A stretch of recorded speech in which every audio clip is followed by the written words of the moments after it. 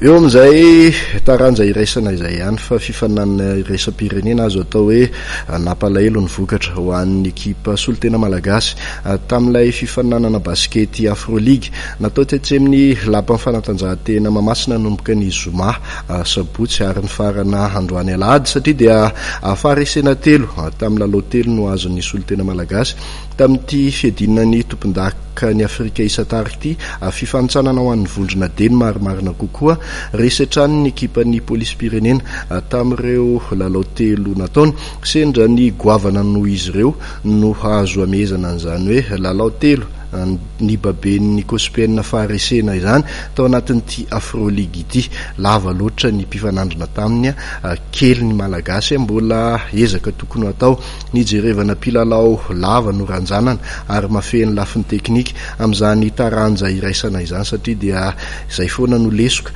amin'izany vokatra azo ny solitena malagasy amin'ny fifananana iraisam-pirenena izany.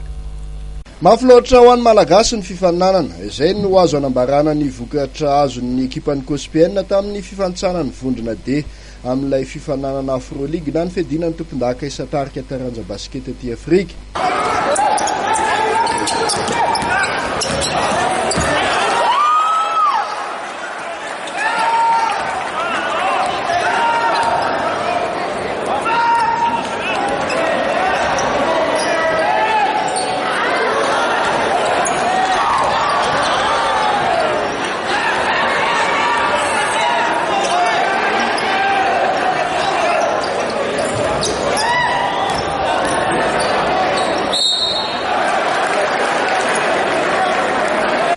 Faharesena telo tamin'ireo lalao telo nataony tokoa mantsy no azo ny solitena malagasy tetsy amin'ny lapan'ny fanatanjahantena Mahamasina nanomboka ny zoma sy ny sabotsy ary ny androany alahady. Teo amin'ny lalao voalohany katroany tamin'ny ekipan'ny Petro Atletico avy any Angola dia niondrika tamin'ny 7-7 ny kospienina. Malagasy anefa no nitarika teo amin'ny apaefam-potoana voalohany.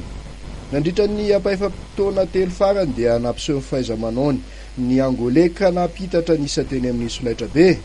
Manarak'izay dia nomotsan'ny ekipan'ny Samoa avy any Egypta tamin'ny isa mavesatra 7-10 indray ny ekipan'ny polisy pirenena ny andro sabotsy ary farany androany alahady dia mbola resiny BC Mazembe avy any RD Congo tamin'ny isa 7-13 indray ny kospienina.